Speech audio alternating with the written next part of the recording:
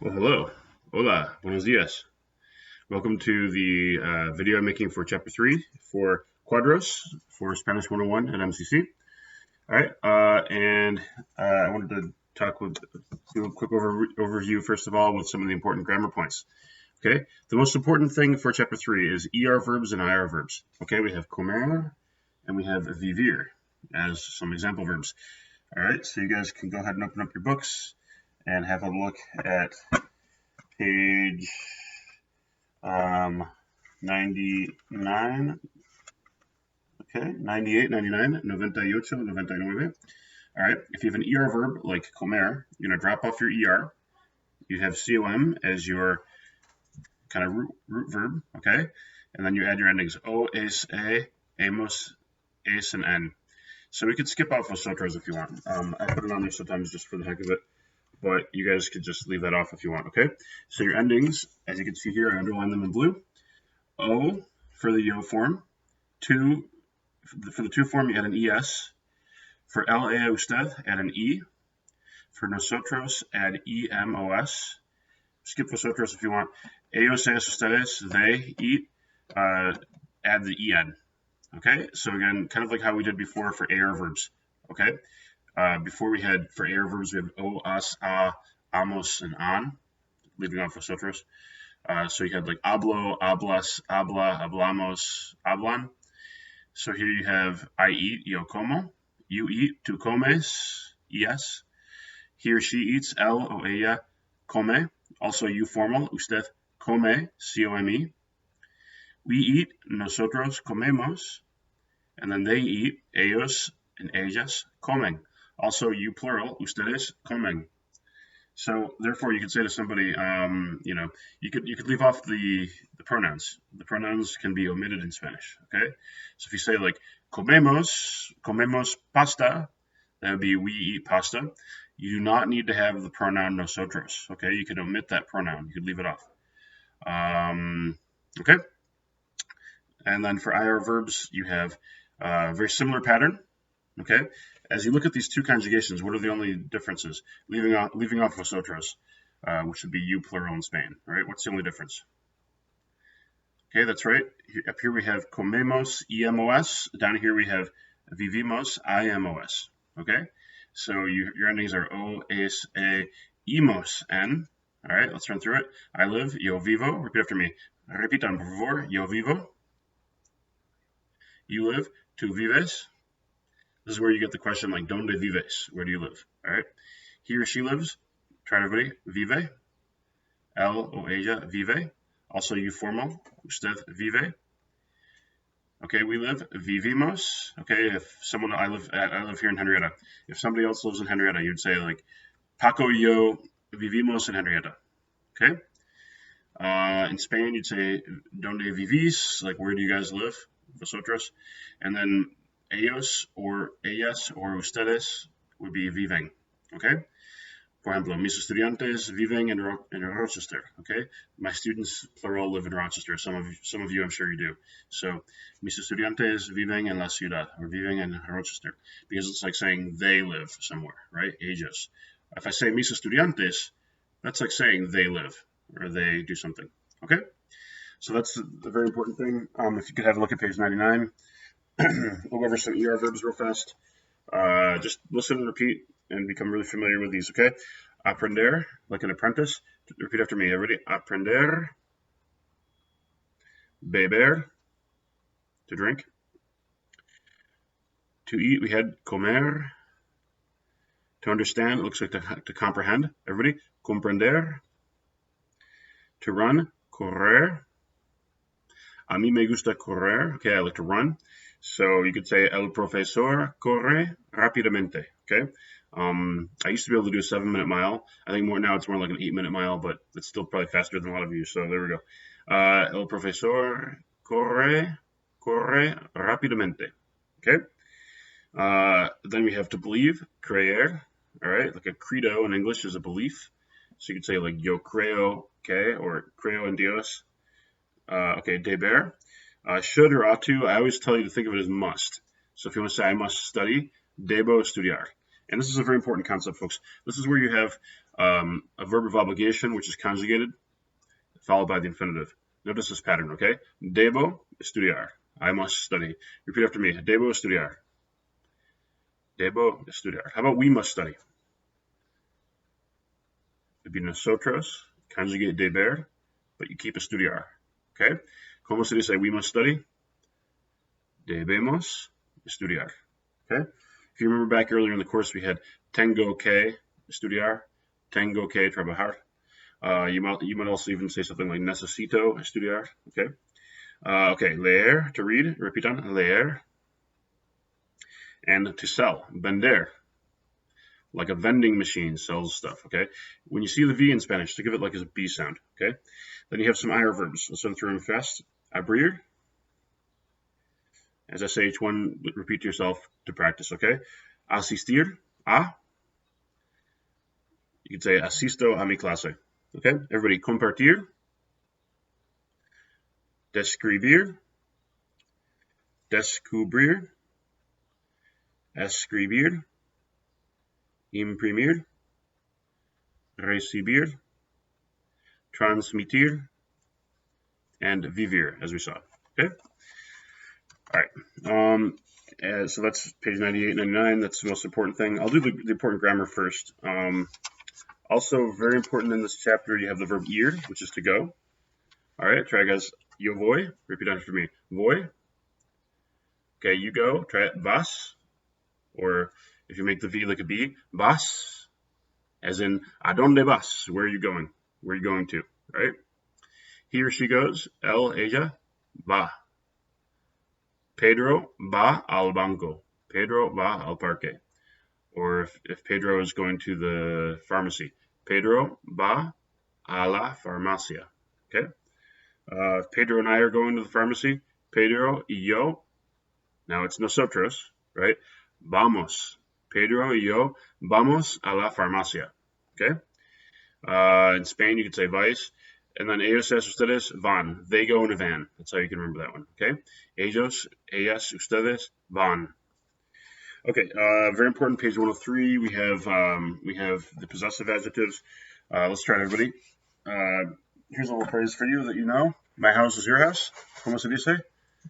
Mi casa es su casa. Now, that's an old-fashioned expression. Back in the day, people used to use usted a lot more. 100 years ago, it was a lot more of a formal time, so they'd use usted with everybody. You may know that su goes along with usted, okay? Mi casa es su casa. In a more modern way, how would you say to your best friend, my house is your house? You'd say, mi casa es tu casa. All right, if you're talking to a friend informally. All right, mi casa es tu casa. All right, I could talk about my dad. Mi padre se llama Bruce, okay? Mi padre. Now, because this is singular, it's all about the following word, folks. Mi padre, my father. Mi papa, my dad. If I want to say my parents, if I make it plural, padres becomes parents, then what do I have to do over here? This also has to be plural. All right, everybody try it. Mis padres. Mis padres se llaman Bruce y Edith. Y mis padres viven en Sodas Point. Okay? My parents are called Bruce and Edith, and they live in Sodas Point. Okay? Mis padres, or ellos, now I'm going to conjugate vivir for ellos. Okay? Mis padres viven en Sodas Point. V-I-V-E-N. Okay? So again, this is how you can, you're at the point now with your Spanish, we could start building, you could start to construct longer sentences. Okay? Mis padres viven en Sodas Point. Mis padres son simpáticos, se llaman Bruce y Edith. Son simpáticos, inteligentes. You can tell I get along pretty well with my parents, so they're good people. All right, you have two. If your friend forgets his or her book in class, you can say ¿Dónde está tu libro? All right, try everybody. ¿Dónde está tu libro? By the way, next chapter we're going to be using a star. We're going to be looking at a star. That's the verb to be for location. All right. So everybody try it. ¿Dónde está tu libro? ¿Dónde está tu libro? If your friend is missing more than one book, libros, what do I have to do to the possessive adjective? That's right, it has to agree. ¿Dónde están tus libros? Okay? Try it, everybody. ¿Dónde están Repitan. ¿Dónde están? Plural. ¿Dónde están tus libros? Perfecto. Okay, so it has to match up. All right. Let's see. If you have Rodrigo, and Rodrigo has his book, you'd say Rodrigo tiene su libro. All right. Su is the third person, his or her. Okay. Sometimes it could be their, their. It could be your with usted. It could be it's, like you'd say the dog is chasing its tail, or I don't know, a thing with a possessive. So su can mean lots of things. Okay. But yeah, su here could be his. Okay. Rodrigo tiene su libro. If Rodrigo has his books, it'd be su. What do I have to do? His libros. Rodrigo tiene sus libros. Okay. Same thing for a female. Okay. If you say Jacqueline tiene sus libros, or Maria tiene sus libros. Okay. Julia has her books, right? Julia tiene sus libros. Here would be her books, right? So su or sus can mean either his or her. It could be several things. Okay. Next up, we have our. Say it with me, everybody. Repeat after me. Nuestro. Muy bien. That would be masculine singular. Okay. Nuestro. So you could say nuestro profesor se llama Esteban. Okay. Nuestro profesor se llama Esteban. Okay. Since I'm a guy, you're going to use the masculine singular for me. So you would say nuestro profesor. Notice how this matches up. Okay. Nuestro profesor se llama Esteban. Okay.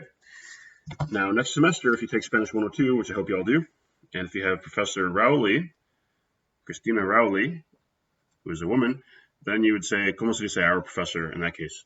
You'd say, nuestra profesora. Okay? Feminine singular. Try to video. Nuestra profesora. Man, muy bien. Let's imagine you're in an old school Catholic high school, and all your teachers are nuns. Okay? Then how do you say our professors, and they're all females? Profesoras, right? Profesor, profesora, profesoras, ending in as. In that case, ¿cómo se dice our teachers? Okay, nuestras profesoras. Okay. ¿Cómo se dice our friends? Would be nuestros amigos. When I'm in meetings with my colleagues, we talk about our students at MCC. We might say this is better for our students, right? Para nuestros estudiantes. Okay. Because if it's masculine plural, if there's at least one male in the group, the whole thing becomes masculine plural. Okay. Nuestros estudiantes. So very often, if you were to be a fly on the wall in one of our meetings, right, we might be talking about the book or the workbook or the program or the online stuff. We say this is better for nuestros estudiantes. Esto es mejor para nuestros estudiantes. Okay. However, if this were Mercy High School and it was all female students, it'd be nuestras estudiantes or nuestras. I'm gonna give you another word for students, especially for grade school kids like K-12. They would use the word alumno or alumna. So you could say nuestras alumnas in that case. Okay? Nuestras alumnas. Alumna. The Latin alumnus or alumni, you've seen the word alumni, right? Like students or former students of a university. So alumno means student for, especially for K-12 it's used. Okay? Anyway, the point is nuestro, nuestra, nuestros, nuestras has to agree in gender and number with the following word. Okay? And their, T-H-E-I-R, that's going to be su or sus once again. So if I want to say my students live with their families, most of my students live with their parents, I might say mis estudiantes viven con, ¿cómo se dice their parents? Padres is plural. Okay, would it be this? Mis estudiantes viven con sus padres. There's one thing I could do to make this sentence really perfect, to make it absolutely correct. Okay, my students live with their parents, plural, right? Mis estudiantes viven con sus padres. So it has to agree with that following word. Okay? Mis estudiantes viven con sus padres. They live with their parents of them. Okay? So again, make sure you look over page 103 really, really well. You have a test that I sent you and a lot of these skills around there. Okay? Quick recap of the verb to go. Ir. So if you can do it from memory, ir is to go. ¿Cómo se dice? Yo Voy, tú, vas, él y usted, va. We go, try everybody, vamos. Don't worry about vosotros. Ellos, ellas, ustedes, they go, or you plural go. Van. Okay? Voy, vas, va, vamos, van. Now, one way you can use this verb, which is muy importante, if you want to talk about the future, right? You could say mañana. If you want to say I will work tomorrow, tomorrow I'm going to work. Mañana, yo is implied. Conjugate ir, and then you have a plus the infinitive. Voy a trabajar. All right, if you're still working during this crisis, you might say, mañana voy a trabajar. Mañana, say it with me, mañana voy a trabajar. Mañana voy a trabajar. Okay, so I have mañana, and then I have a conjugated verb of ir, and I have to, and I have the infinitive trabajar.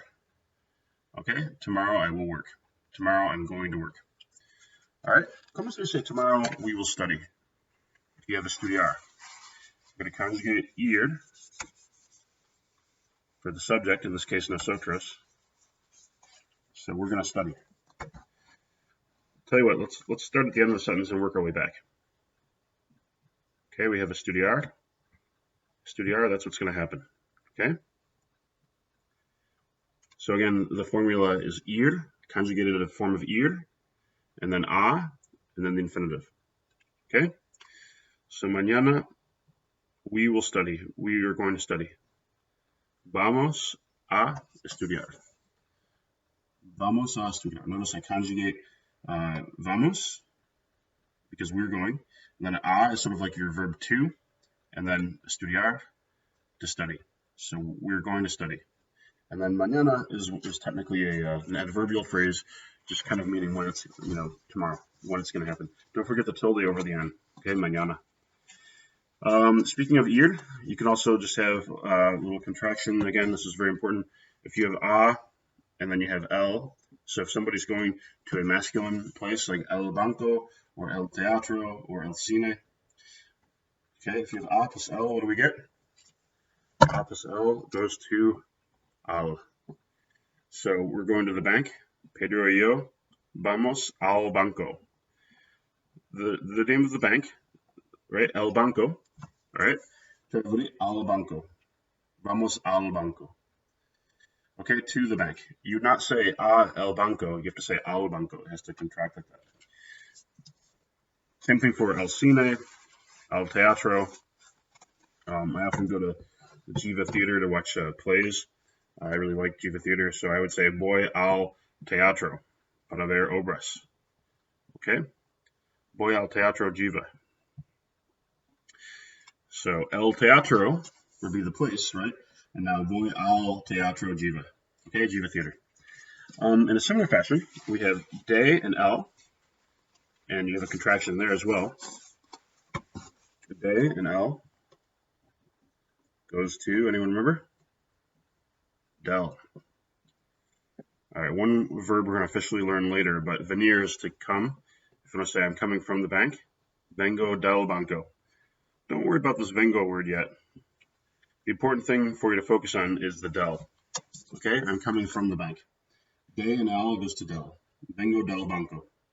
Right now I'm coming from the bank. Okay, vengo del banco. Muy bien. All right, folks, we're doing really well. Let's see. Other telling time. Let's have a look at page 88. We talked about this in class. ¿Qué hora es? That's our important central question. Sorry, my cat is making some noise here. ¿Qué hora es? All right. If you want to say, if it's 1 o'clock, es la una. That one's singular, so it's es, okay? Try to everybody, es la una. Repitan, por favor. Es la una. It is 1 o'clock. It is noon, midday. Try everybody, mediodía. It's mediodía. You may remember that el día, the day is masculine. So here we have an O here, okay? Es mediodía. El día, hence the O. Es mediodía, like midday or noon. Midnight es medianoche. La noche is feminine, right? So medianoche. Okay. For all the other hours, though, 2 to 12, you're going to say son las whatever. Son las dos, son las tres, son las cuatro, son las cinco, son las siete. Okay. If you want to say it's 8 o'clock at night, son las ocho, maybe 8:30 p.m. Son las 8:30 de la noche. So don't forget to follow things up with de la noche. Son las 8:30, half past, right? Son las 8:30 de la noche. Okay. Also, you're going to follow it up sometimes with a de la mañana or a de la tarde. So yeah, the important thing to remember with telling time, you want to say the hour first. Okay, folks. So you're going to say son las dos, son las tres, son las cuatro, son las cinco, whatever. And yeah, an important thing to remember is if you're adding to it, you're going to add. Okay. Remember, e means and. So try everybody. Half past, e media. Two separate words. Okay, e media. Quarter past, try everybody. E cuarto.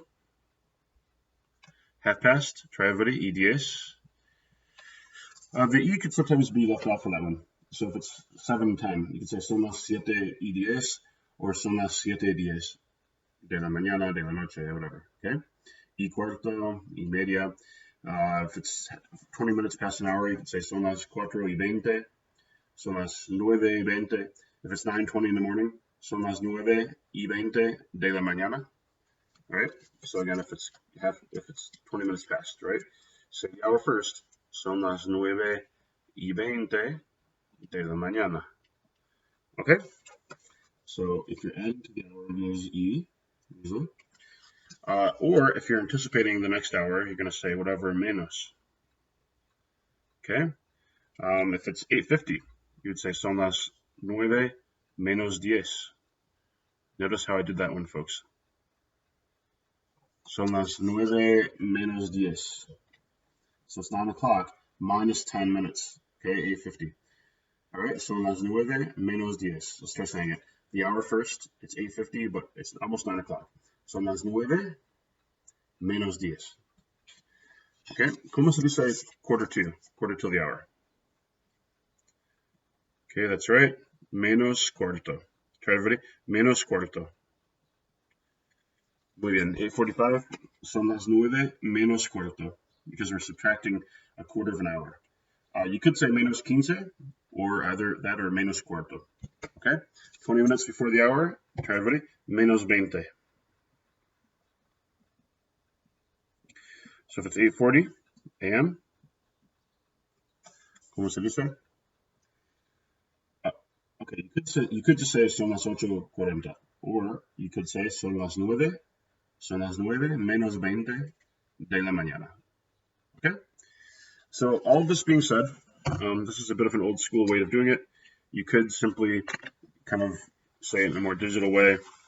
Especially younger Spanish speakers are probably likely to do that. You know, most people who grew up in the digital age, they would look at the clock. If it says 8:40, they're just going to say son las 8:40. They're not going to bother to say son las 9 menos 20.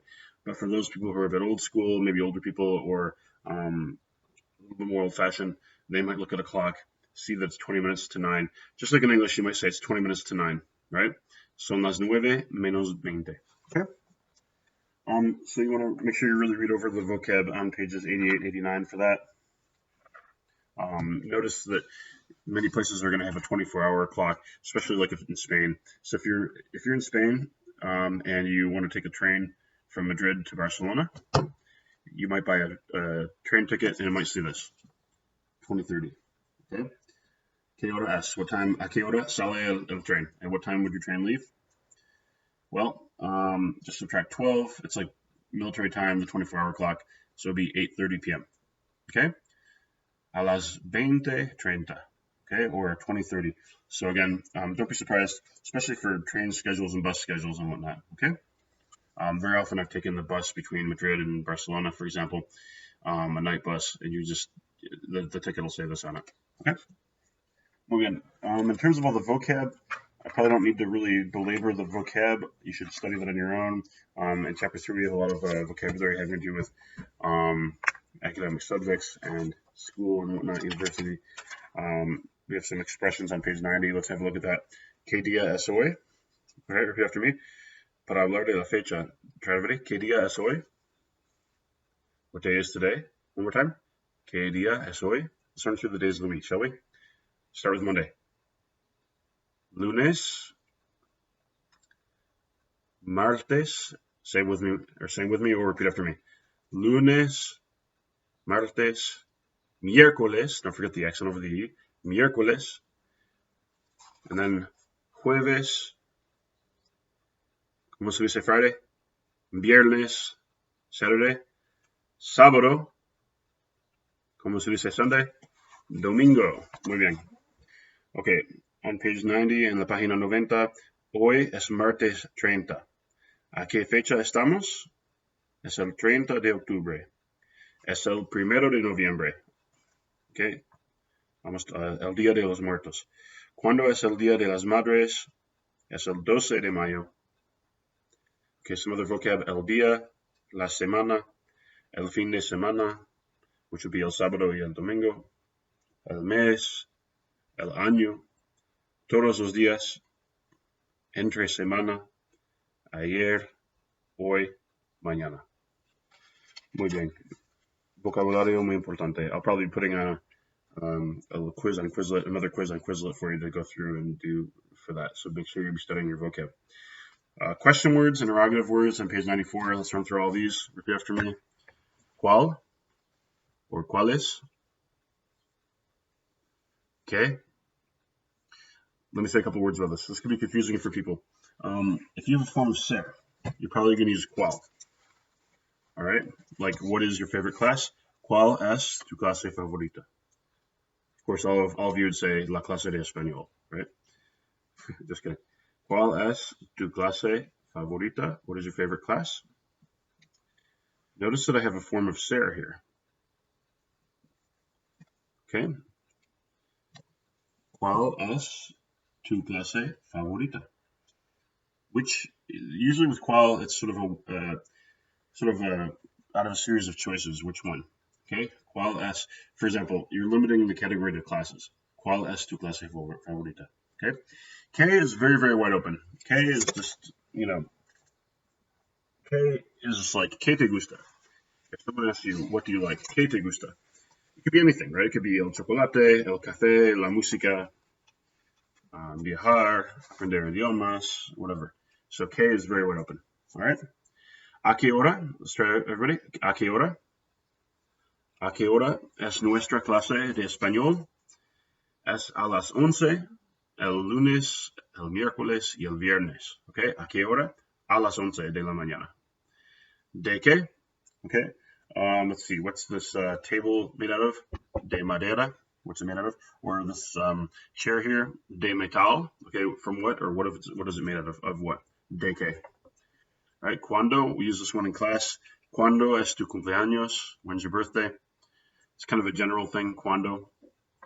If you want to be more specific, you could say ¿qué día or qué fecha? Oh yeah, ¿qué would be often used right before a noun as well. ¿Qué fecha? ¿Qué día? Okay. But ¿cuándo?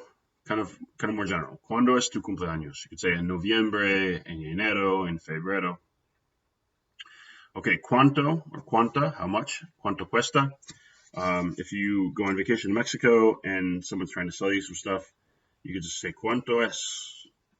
¿Cuánto cuesta? How much does it cost? All right? Let's just try to repeat after me. ¿Cuánto es? ¿Cuánto cuesta? Okay. You'd say cuesta 50 pesos. Okay, it'd be about $5. ¿Cuántos? How many? So that's going to agree and gender a number. If I want to say ¿cuántos estudiantes hay en la clase? Hay 25 estudiantes. Okay, there are about 25 students in our class. ¿Cuántos estudiantes? Because it's masculine plural, because there are some guys in the group, it's going to be ¿cuántos? Okay. I'm going to say how many students are there at Mercy High School, because it's an all-girls school. You could probably guess. ¿Cómo se dice how many? ¿Cuántas estudiantes? Or ¿cuántas alumnas?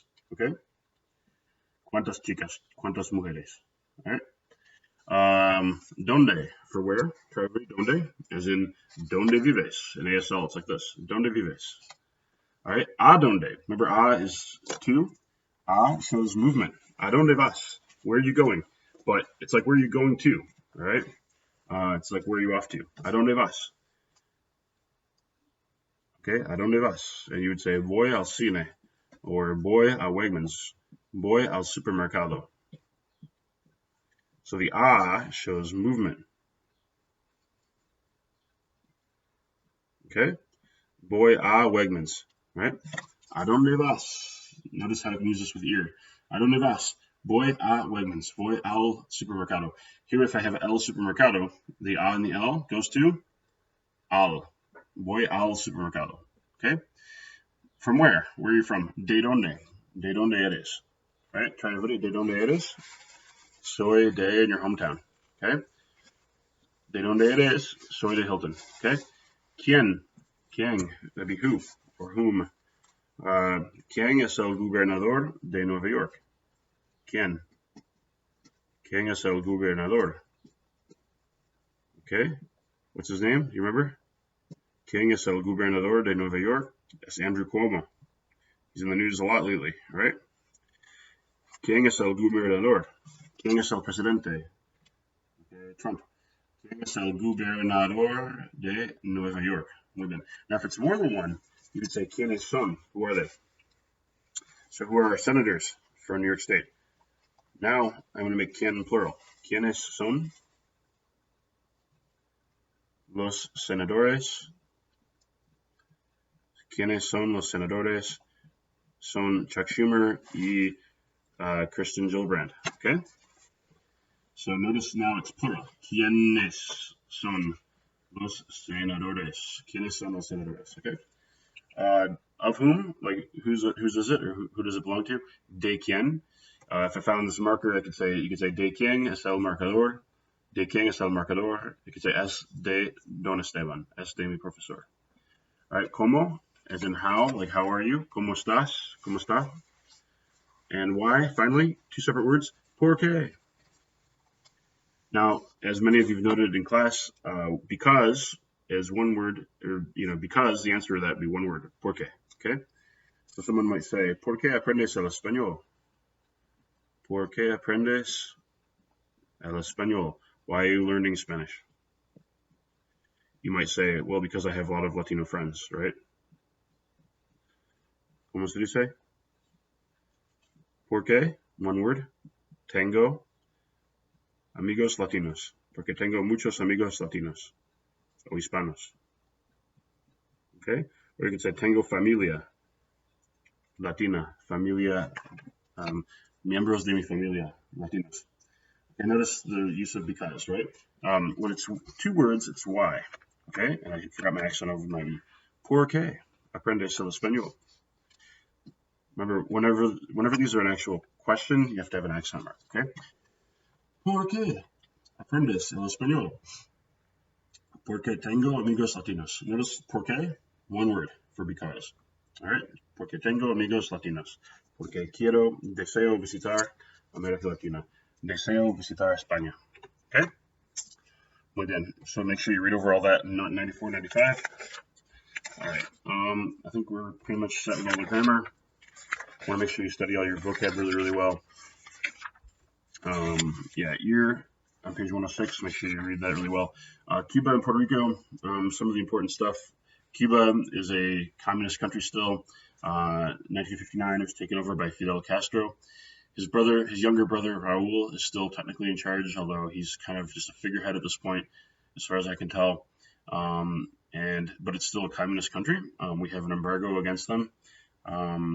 President Obama had been opening things up a lot, but President Trump has kind of slammed the door shut.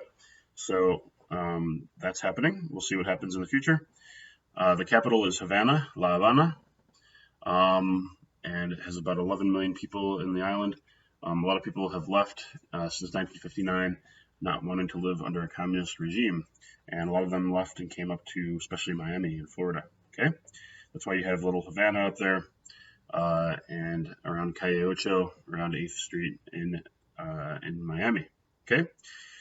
Then you have, let's see, the population of the island is a mixture of the original natives, who are the Taino Indians, descendants of African slaves, and also Europeans, especially from Spain. You have a mix that's produced a very unique culture. Also, there's a Chinese population. There's a significant Chinese population, which is the result of Chinese immigration to North America and the Caribbean during the 1800s. Okay, Raúl Castro is the current president, el presidente actual. Okay, education for all, as it says on page 108. Cuba is distinguished by having one of the best systems of education in the world. Since the revolution in 1959, the system of education has been a priority for the government, the Cuban government, beginning with the national campaign for alphabetización, would be literacy. So the national literacy campaign in the 1960s. The objective of this campaign was to eliminate, what do you call it when people can't read? To eliminate illiteracy, there we go. And to bring teachers and schools to all the areas of the country. So the motto was kind of like education for all. So you can absolutely criticize a lot of things about the Cuban regime since 1959, but at least one good thing they've done is brought education to everyone. Okay. Puerto Rico, as you may know, it is a commonwealth of the U.S. It is, we say, Estado Libre Asociado, all right, or it is the Commonwealth of Puerto Rico, all right, and it is technically part of the U.S. We had a war with Spain, the Spanish-American War, in 1898, and since that time, Spain lost the war and they had to cede Puerto Rico to the U.S. All right, they use the U.S. dollar. Capital San Juan, around 4 million people in the island. They're known as Boricuas. They're U.S. citizens. The island for the Tainos was called the Borinquen. And so a slang you'll hear people use for Puerto Ricans is Boricua. So Puerto Ricans are definitely U.S. citizens, and a very important thing down there is bilingual education. So you have a lot of people learning English and Spanish at the same time. Okay. Dominican Republic. It shares the island with Haiti, the capital of Santo Domingo. I've been down there a few times on vacation, on volunteer trips and vacation. They share the island with Haiti. And let's see, their culture is kind of a mixture of African influences, Spanish influence, big influence from the U.S., and also the native Tainos. Okay. And the first cathedral in the New World, the first university, are there in Santo Domingo. It's a really beautiful, if you ever get a chance to go down there, it's a beautiful place, beautiful colonial city. Sorry, I'm petting my cat as I'm doing this. Beautiful colonial area down there. It's just amazing, and I really loved it. People were really nice, really very friendly, beautiful country. Okay, so there's a whole bunch of vocab on page 116. I mean, we went over it a lot in class. Most of these are cognates. A few that are not, journalism, el periodismo, German, el alemán, but most of the other vocabulary for university and stuff for classes are all on page 116. Most of these are cognates. You can study them on your own. Okay, we went over them in class. So I think that's pretty much it. Maybe I'll run through them real fast on 116. Just listen and repeat, and then we'll finish up. Okay, los cursos básicos. Repeat after me. La arquitectura, las ciencias políticas, la economía, notice the accent over the I, la educación, la geografía, la historia, la ingeniería, la psicología, las humanidades, la filosofía, las lenguas, los idiomas, la literatura, las lenguas, el alemán, el chino, el español, el francés, el inglés, el japonés. One that should be on here, el italiano for Italian. Las matemáticas. Notice the accent over the A. Try it again. Las matemáticas. I'm exaggerating it, but you get the idea. Las matemáticas. El cálculo. La computación. La estadística. La informática. Las ciencias.